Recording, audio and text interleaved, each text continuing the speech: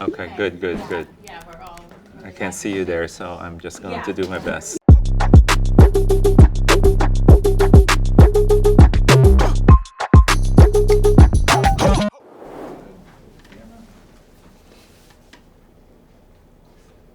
You want me to read it and then answer? Okay. I hate Sudoku. There's got to be something better I can do to keep my brain strong. Well, Sudoku is certainly a very entertaining way to pass your time, but does it really help your brain get stronger? What I tell my patients is our brains have many different functions, so we need to exercise it in the same way.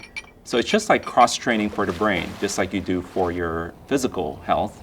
You have to exercise your brain in different ways. So instead of using the GPS, perhaps you'd like to try to get to your destination just using your own sense of direction. Instead of having a list of items that you're going to pick up in the grocery, perhaps you would want to try to remember it as you go through the aisle. Instead of following a cookbook, you might want to try to remember how to bake that cake.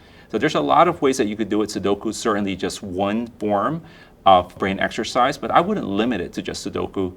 You really need to find a way to exercise the entirety of your mind, from visuospatial skills to memory, visual memory, verbal memory, procedural memory.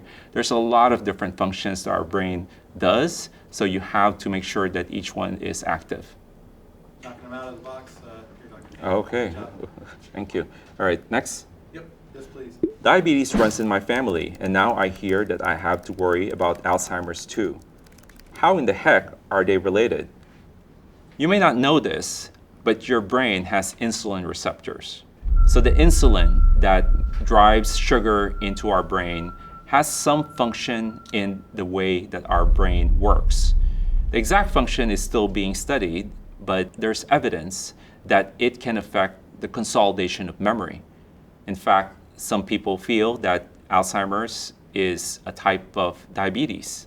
And insulin resistance is the reason why someone gets forgetful as they get older, especially if you have diabetes. Studies have shown that people who have uncontrolled diabetes actually have higher risk of developing Alzheimer's and other forms of dementia.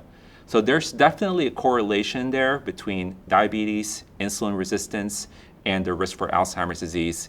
And this is something that everyone should be aware of. If one controls their blood sugar well through diet, exercise, and medications, it can actually decrease their risk of developing dementia in the future. Okay, ready? All right.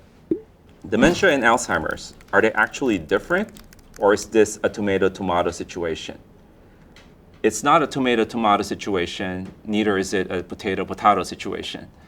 Alzheimer's and dementia are actually different terms to describe different things.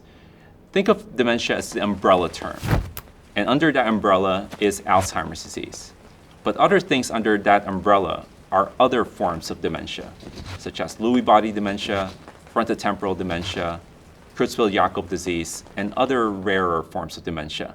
So while Alzheimer's disease is the most common form of dementia, it's not the only form of dementia. Another way to say it is that all Alzheimer's is dementia, not all dementia is Alzheimer's. Tomato, tomato, potato, potato. I was going to make a joke about tomato, potato, potato, but I'm going to lose my concentration.